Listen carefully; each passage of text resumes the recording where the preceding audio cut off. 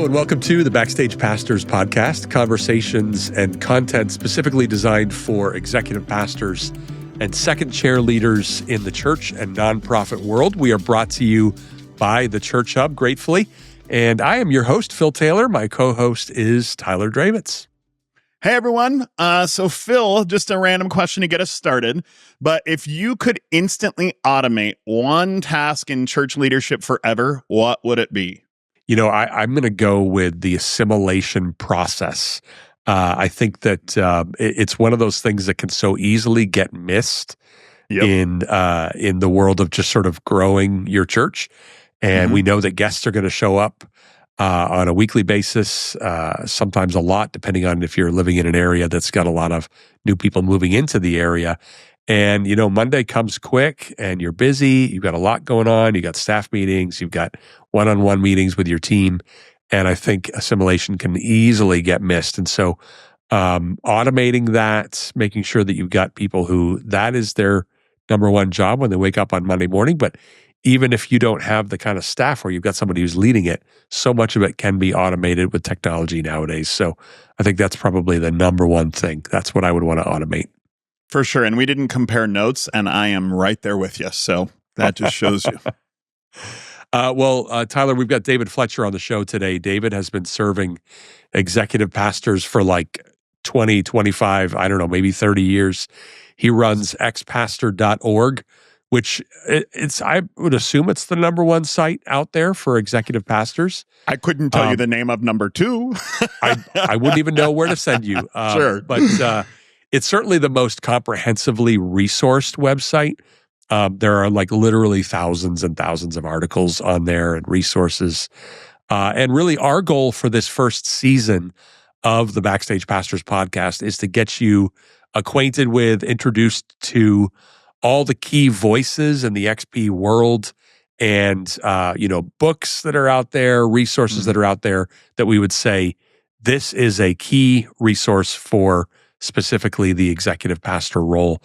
And so Fletch's website, a lot of times it goes by Fletch, Fletch's website and all that he does is without a doubt one of the key resources for the XP, the second chair leader. And you should have it bookmarked on your computer because when you email Tyler and I with questions, about half of our answers are going to be, have you checked Fletcher's website? Have you checked xpastor.org? So yeah, most XP should have that one, and then irs.gov, just based on frequency of visit. Absolutely. Well, before we get to that interview, we want to take just a minute to share how Phil and I serve churches around the country. So I personally serve as the executive pastor in a lay position and one of the original planters of Formation Church in Salt Lake City.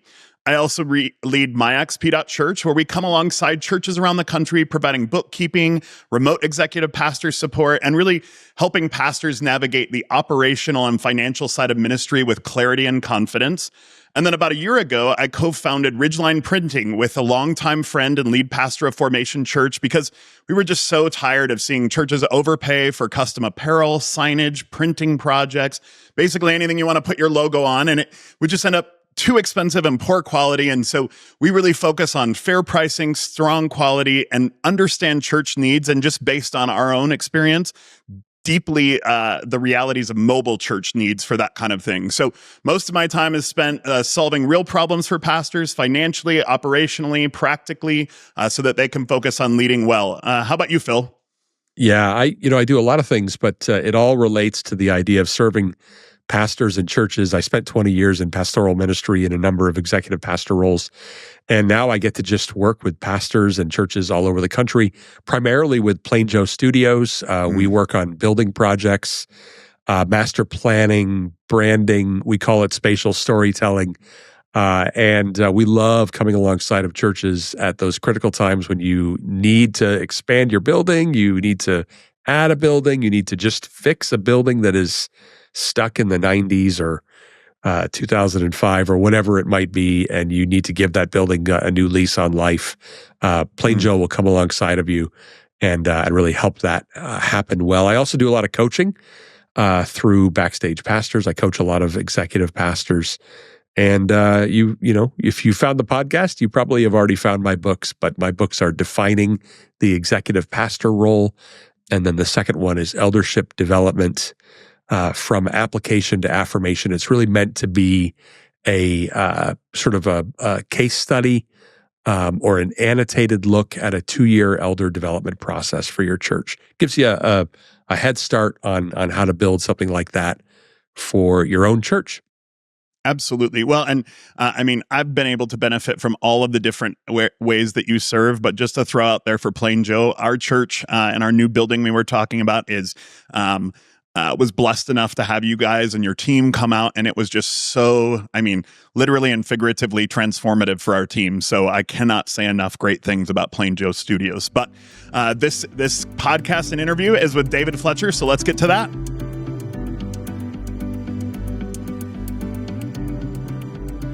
David Fletcher, it's good to see you. Thanks for taking time out of your busy schedule to be on the Backstage Pastors podcast. Appreciate it so much. Hey, I'm happy to be here. It's early in the morning. Look at us. We're all bundled up. That's right. Everybody has a coat on. Well, I think the last time we talked was when I was on your weekly live webinar talking about the updated version of my book. And that was nice of you to welcome me on there. But, you know, over the years, we've done a lot of things together. I've been at your annual conference multiple times. Tyler, I don't know if you've ever gone to the XP seminar there in Dallas. I haven't, but I haven't had a chance yet. Oh, Tyler, you're a heretic. I know. I got to make it. I tell all the executive pastors that I coach that you've got to go at some point to the seminar. And I love what you do there with that. Sometimes I've done breakout sessions. I think I did a main stage session one year with you there. But really, you know, you have been one of those guys that has been an influence in my life for, gosh, close to 20 years. And I appreciate it. My pleasure. It's been a wonderful journey to be on. And David, you've also been speaking into the world of XPs for such a long time. So could you just kind of walk us through? I know sometimes people are a little shy or reluctant to sort of walk through their resume, but I think it's really helpful for our listeners and just everyone. Like, walk us through your journey of working with churches and pastors and this call to help provide resourcing to the XP world. Well, way back when there were dinosaurs still roaming around, I walked into the library at Dallas Seminary doing some research for my dissertation. And I thought I'd lost the golden touch of being a good researcher. There was nothing in the library. So I walked downstairs and I saw the head research librarian. Now, Phil, Tyler, how would you like that title? Head research librarian. And he knew me and he said, "Hey, David, are you the executive pastor at this church?" And I said, "Yeah." And he said, "What is an executive pastor?" And that told me everything I needed to know. There was no research on XPs. That was 23, 24 years ago. Wow. So I started XPastor at the time, and Google Analytics was in like a beta still. And I began seeing these hits from all over the U.S. So you started XPastor as a research project initially? Well, more of I was one, and there was nothing out there. Right. So I thought, well, let's just pull together whatever scant data there is. And that was the origin of the site. And it now gets like 500,000 visits a year. Crazy. Wow. And I try and give away as much as I can for free. I'm 66 now, started it when I was 43. And I'm not taking anything with me last time I checked. So I give away as much as possible. Love that. What about like your journey through like different church worlds? Like I know you've been at a few different churches. Talk about that. Yeah. So I've been in churches as an XP from like 1,200 to 7,000 or something like that. Wow. A lot of different sizes. Had everything from apartments to cell phone towers to all sorts of schools with it. And it's been a really delightful journey. I stepped out of being an XP about 7 years ago and devoted myself to XPs around the nation through XPastor. So lots of experiences, smaller staffs from like 20 all the way up to 350, just bizarre in size. Yeah. Crazy. Crazy. Well, the focus of our first season here on the podcast is all about key voices and resources specifically for XP. And of course, your site is without a doubt one of the best, if not the most complete website out there. As a matter of fact, I'm a part of a bunch of different kind of Facebook groups for XPs and different resources for XPs. And inevitably, what will happen almost every single day is someone logs on, they're newly in the XP role, and they ask the infamous question, what resources exist? And it's like a game for me to see how long before someone says your website. And it's typically within seconds, usually the same minute as the poster. And so for sure, just a wide variety of things. And yet we're always amazed when we talk to XPs and just how many of them have found your site. And so could you talk about, I know you mentioned giving away things for free. So if you're an XP of a small church, you've been told you have $20 for your development budget. What are some things that people could utilize your website for? Well, we have 1,400 articles on the site. Wow. So you name it, in over 23 years. I mean, it's like what the French say, the more things change, the more they stay the same. Really, the church world has changed remarkably, but the core of what you do is also remarkably the same. The tax laws haven't changed much. The thing we've seen the most is smaller churches of 500, who now have XPs. Because there's hundreds of articles on insurance, on health issues, on legal issues. There's active shooters in churches of 80. So in the old days, in the dinosaur days, it used to just be big churches. And now it's churches of all sizes. We used to have paid courses, and now we made them all for free. If you want to just walk through all these various courses, 10 courses we have, they're all free. The salary forecaster is free. So it's really just the workshops and the seminar and the comp studies that pay the freight, which after we cover that, everything's free. It's great. I love it. You mentioned those courses, David. So like if I'm a new executive pastor, is there a specific place that you say, hey, do this course first on the website?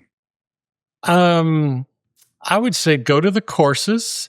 Finances is pretty basic because every board, every finance team wants you, regardless of your financial background, to know about ministerial housing allowance in depth. And a lot of CPAs aren't that hip on that because it's pretty arcane. You got to know the difference between FICA and SICA. Once you've been doing it, it's like, oh, I get it. And who's a minister? Who can qualify to be paid SICA, which has changed remarkably in the last 4 years too, due to some federal court rulings, not law, but rulings. So I would get started there, and it's a great place. Then we have it on generosity, and I would also look at the Gear Up. We do a Gear Up workshop every year in October, and that's kind of the new things that are coming around. That way you can see, well, what's on the horizon, what's happened. And I would just tune into, see if the particular, I think we have like 300 videos for free. The other thing to go would be to go to the weekly webinars. Right. And they're all recorded. They're on the site. You can tune in live or you can look at the recordings. I post them the same day. Yeah, I would strongly recommend that anybody watching or listening this podcast, that you immediately go to xpastor.org and sign up for your emails. You don't overload people with emails, but to be able to see what that weekly webinar is going to be on is really, really helpful. And if you have time to join it, great. Watch it later. That's great. And there's no ads on the site or in the emails. Right. It's all ad. I just get tired of going to sites. Even my favorite, the Wall Street Journal, you're reading an article and then it's like Pop-ups. Some girl in a bikini pops up. It's like, no, I'm not interested in that. And then, weight loss drugs. And, you just get used to not seeing those things. So we have never done ads on the site. That's great. You mentioned briefly there, as you were kind of listing off some of the things that sort of pay the bills, so to speak, is the compensation study. Talk a little bit about that, because I think is a really helpful tool. Well, for those who are watching the video. Let me share a screen. And for those just doing audio, I'll talk about it. So the salary forecaster, you can send me your salary, and it's all, we use these security things.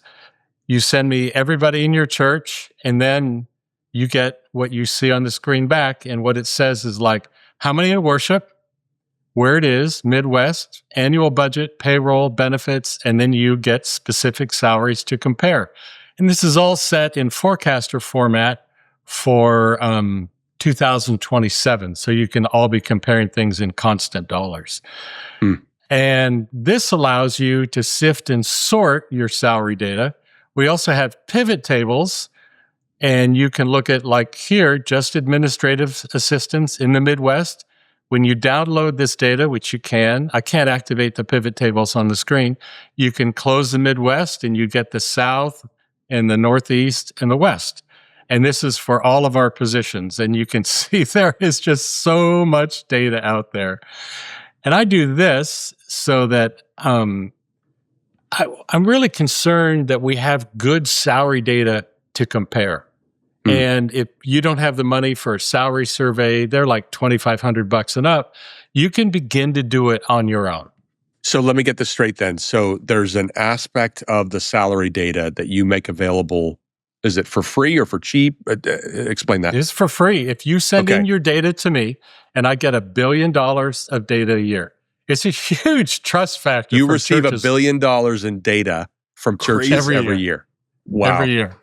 And then I make that available. And the forecaster now, because it's been growing so much post-COVID, has $3.7 billion in data.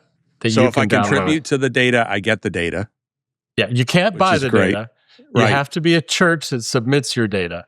Okay. So as a church, you submit your data, and it has to be all the data, or most of it, like 90%. I'm fine. Right. Some big churches can, get things a little smaller because we die with 300 employees.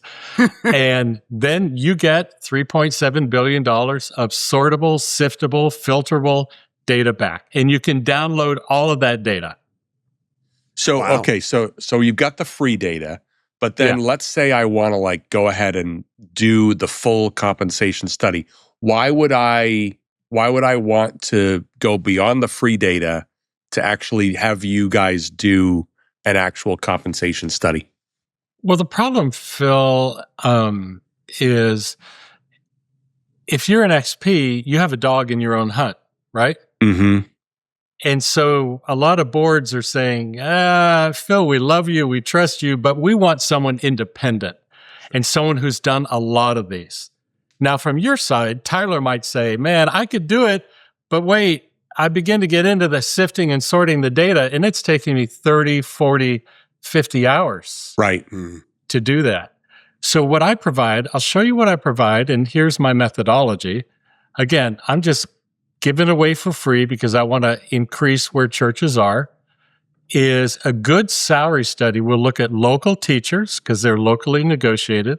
Most of your pastors are going to be paid like a teacher. The senior staff, senior pastor, XP, some others will be paid like a principal or higher district officials. You look at local cost of living. You look at the national database. That's the salary forecaster. I always include 50 to 100 salaries. You want to do bell charts. I'll show you that in a minute. And then you do a salary grid. So, you look at teacher salaries and look at this. This school district is paying beginning at $51,000 and up to $123,000 a year. Based on experience and education and all of that. That's right. And then the principals are going to be $153 and goes up to a superintendent of $324. When you do a compensation study, like let's say I bring you into our church to do a compensation study, and let's just pick a scenario here. Let's say we've got 2 campus pastors, and one campus pastor, has 15 years of experience and his master's degree, and has worked for us for 5 years. Other, campus pastor B has 3 years of experience, doesn't have a master's degree, and we just hired him. Like, are you giving us advice on, hey, here's how these two people's pay should differ, actually? Well, so what I do is I find 50 to 100 comparable salaries. And when I do a report, this is what I give people. And it makes compensation team meetings really short because it's very hard data. It's very easy to sift and sort. And then you do an analytics table. So the 10th percentile for that, let's just do a senior pastor for a minute, is at 107, goes up to 167. If I had 2 senior pastors or 2 campus pastors, I would do 2 lines in this chart. And your other person is probably going to be here. And you also get, in a comp study, quads. So this is the 10th percentile, this is the 90th percentile, and you're probably going to pay the one guy, let's say you had 2 XPs, one guy might earn around 109, and the other guy might earn around 120. So I want to give you the data so you can sift and sort and figure out, well, he doesn't have as much education, but he has a ton more of experience. Okay, so we're going to place him on these quad charts. And then I'm guessing you or somebody else from your team, there's some sort of a consultation that we're doing over Zoom or whatever. I'm always happy to do that. Jesse's done that. He just did one. Yeah. Jesse Spradley helps me. He just did one with a wonderfully smaller church. I'm happy to do it, but frankly, Phil, the 35 to 50 page report is generally so complete that people don't come back with a lot of questions. Right. It's like, boom, well, this is what our teachers make. This is what the MIT database says. We need the average cost of living. It costs $85,000 to live in our town. Here's what, they figure out they can pay. Here's what Fletch suggests is the range. I get very few questions back. It's actually kind of unnerving. Will somebody please ask a question? Wow. Either they think it's all hogwash, which I know it's not, because I get so many compliments back on the reports. Like, wow, you gave us the data we needed. This is terrific. So when you've obviously done a lot of these, you and Jesse have. When you're working with a church, what are you finding is like the kind of standard on who your contact is? Like, is it one of the pastors or staff members? Is it a lay leader? What do you recommend on that? I've had it all over the map. I've had an elder. So I had an elder at a very large Presbyterian church. And he said, I can't give you the name of the church because it's a bit of a diss on the old comp team. He said, our meetings used to be long, drawn out, no consensus, with a lot of, well, I don't know if Phil should earn, and I don't know, Tyler. And he said, we had the shortest data-driven meeting ever, and we had unanimous consensus on our decisions because the data was all in front of us. Generally, for small and medium-sized churches, I'll have either a comp team person or the XP. For really large churches, we begin to get the HR director send us info, but that's in consultation with their XP. It doesn't matter who sends it to me. The data is the data. So you had mentioned having someone do like a full compensation study, something like that runs about $2,500, and most churches can't do that. It starts at $2,500 with 5 bell charts. Extra bell charts are $175. Okay. You're a bigger church, and the price, it's more complex. I've done churches of, I can't give you the actual size, let's just say above 10,000 with hundreds of employees. And what you do is you get a fairly simplified compensation grid that the employees fit into. Okay. I've had churches that have done 28 bell charts. Absolutely killed me. But man, they got a ream of data. I just finished one for a church and they had 98 pages of data because they wanted to know a lot of detailed info. Big church, big budget, paid their people really well. And they wanted to see are we paying people fairly? And yes, they were. They were higher than some, but very fairly. That's great. Awesome. So what about benefits? Like, how do you handle that in the compensation study? I know through my company, we support churches around it, and I would say there is not one commonality between 2 churches we support and the benefits they offer. So walk me through what you're seeing out there just in pastor land in terms of benefits, what people are offering, and then how you're weighing those things. Well, Tyler, to get at that, I'm actually launching a beta. Anyone can send me an email and participate in the beta, but I'm not making it generally available. And it looks like this. because benefits are really hard to track, and very few churches are going to publish their benefits. So this looks very similar to the salary forecaster. On the one side, you have the private data I never release. Nobody gets that, not even Jesse, because that's just the way it is, and everybody knows that. And then here's the public data, and we want to begin to assemble, well, what are churches paying for 403B plans? What's the percent of that people are contributing? What are the other IRA contributions, et cetera? But another way to think about that is I have a bell chart. I'm happy to send it to anybody. And it shows that 50% of churches pay from like 48 to 63% of their general fund go to salaries and benefits. Mm-hmm. Okay. So the bottom line is actually your best way to look at your overall benefits. And then we're trying to be more granular, and we'll see. The whole thing may fall apart. That's why it's a beta test, of looking at benefits. What are you seeing in terms of percentages for like matching at churches? Like, I'm sure it's all over the board, but like, what do you find yourself? Maybe a better way to say it is, what do you find yourself recommending? I don't have enough data to tell you what's out there yet. I have $75 million in church data so far. I won't be comfortable making any recommendations till we get to the $200 or $500 million mark. But it's all highly specific. That's the hard thing about benefits. But to answer your question, often a 403B will be at about 5% to 7% of salary. I prefer to see a matching fund if the church will do it. So we're going to give you, Phil, 5%.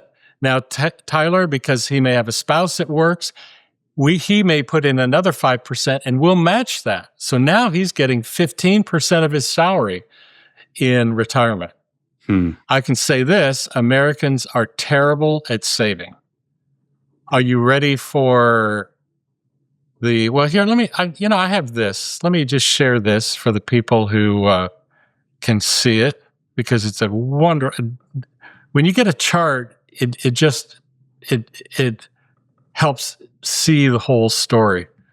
So benefits over the last 20 years have been remarkably constant at about 54% of general fund, salaries and benefits. In the last couple of years, 2 years, we've seen payroll, that's the green bars here, decline by about 2%, and benefits have gone up in the last 2 years about 3/4. Then here's that chart I was telling you about, that of all the churches we surveyed, about half are in this range here where they're spending 48 to 61% on benefits. That's a lot. Well, it is, and it means you don't have a lot of money at the end of the day. Do you see any other trends that you're noticing in, compensation or data or benefits that you want to talk about here on the show, David? Retirement is absolutely terrible. So the average 2/3 of pastors, when they reached age 67, whether they're working or not, had less than $100,000 in retirement savings. 2/3 had less than $100K saved for retirement. And in the median for the U.S., the average worker is $200,000. So we're half of the average. We're half of the average. Absolutely terrible. I don't know about you, but $100,000 doesn't go very far when the new car is now averaging about $50,000. That's the average new car. Sure. So churches and pastors, unless they want to work at Walmart, and no complaints on that, but you're qualified to be a greeter at the door and not much more as a pastor. You're going to be working somewhere else after you retire. I'm curious to know, some pastors will opt out of Social Security. Do you see that they have saved more? Are you seeing much of that, or? I don't have data on how much they've saved. I would not recommend opting out of Social Security. You can buy your own Medicare insurance, but it's a lot more expensive than if you're in the program. And so I don't have data on that, Phil, and it would be an interesting one to collect somehow if people would want to share it. Well, this has been great to hear a little bit about this. Is there anything else you're working on there at XPastor that you want to share before we finish up today? I am always working on new stuff. It is so much fun just to mess around and help. The benefit study is really the latest thing, the beta. Yeah. And, it's kind of scary, and you should always do things that are kind of scary, because we may get all this data and it's totally unusable. It's just like, right. You learn stuff and it's like, yeah, whatever. Or it could be the best thing since sliced bread. I don't know. Well, we're grateful for the ways that you invest in executive pastors through xpastor.org. Again, as Tyler said, we're constantly recommending people to go there. I'll get the emails saying, hey, do you have a policy on this or that? And I'm like, you know what? Just go to xpastor.org. Hey, another great place for policy is I use Perplexity, and I always like to look at an actual policy, but Perplexity AI will create, when you type in Evangelical Church of 500, I need a security policy, they will give you things you may not think about. You don't want to cut and paste from AI. But in terms of seeing I wouldn't have thought about this other category. This is really good. I would always do an AI search. And at some point, that's going to take over some of the XPastor articles, like on policies. Yep, sure. That's right. But we got to remember, garbage in is garbage out. And you have to check their references. Mm-hmm. So like in Perplexity, I did a search yesterday, and they had 10 points. 5 of them were from the same article that didn't really list what they were talking about. AI was kind of inflating something. Like it said, a Tesla battery should be at 90%. And I go to that website in Tesla, and there's no 90% listed. I have no clue where AI got it from. It's a mixed bag out. For sure, right? Yeah, AI is... But for giving you the range of ideas, it can be really helpful. Yeah, absolutely.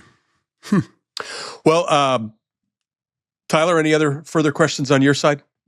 No, I think just, I know Phil mentioned it earlier, but why don't you, David, just, if somebody wants to stay connected to what you're doing, keep up to date on all of it, how can they best go about that? Free newsletter, sign up for that. That'll get you twice a week at most, kind of the latest webinars, articles. I have an article coming out on observing a VW bug. So there was an article in the Wall Street Journal, and they had this photo of the bug, and there was a pressure bottle attached to the tire. Anyone know why? Either of you? Pressure, huh? So this actually applies to the church world in terms of being alert and doing novel things. To keep the cost of the bug down back in the 60s, they didn't want to run a wiring harness to the front of the car to power the windshield wiper. And they said, well, how are we going to power water to the windshield wiper, right? The little pump. So what they did was they connected, and they used it for 10 years in several different cars. They connected a pressure bottle to the spare tire that pressured the water that would go to the windshield wipers. Huh. Now, it was genius. It saved them probably $10 per car, but that shows their relentless drive to keep things cheap. But what it was it was a very novel way to do business, and it worked. And that's where I think we need to be in the church. So you find a new health insurance company. Is it really going to work? We had a conversation last week. Someone wanted to look at church health, the one that's not the insurance company, CHS, and maybe it'll work for you. Check it out. Got to think of that VW bug. How do we do things cheaper and better without sacrificing quality? Right. So you try it for an experiment for a year on a low scale. Might be a different HVAC system or an HVAC monitoring system or a way of measuring staff. And you say, hey, Tyler, we're going to do this staff report. It's just a beta, so don't worry. If you don't like it, we can change it. We may scrap it. But this is what we're going to do for our annual reviews this year. And you try it. And then you find out the staff loves it. We hated that old system. It was terrible. Didn't tell us anything. if we change this new system just like 5%, we'd have a workable deal for our church. Sure. That's where we need to be as XPs. The military on an aircraft carrier, you call it your head on swivel. You're always looking around because you don't want to be on the flight deck and have one of those big steel cables snag your foot, right? When a jet comes in, because you're going to be carried 100 feet down and you're dead. And that's where we as church leaders need to be, is heads on swivel. Love that. It's great. Well, David, as always, it's great to catch up with you. We just missed the XPastor seminar for 2026, but I highly suggest that people would put the dates on their calendar for 2027 and try to be there. If you've never been, definitely sign up for the weekly email on xpastor.org. And we just appreciate you being on the show. And I am 100% certain that you'll be back on again. I'm sure you'll be a frequent guest here with Tyler. Thank you. Awesome. Thanks. Thank you. It's great meeting you, David. Likewise.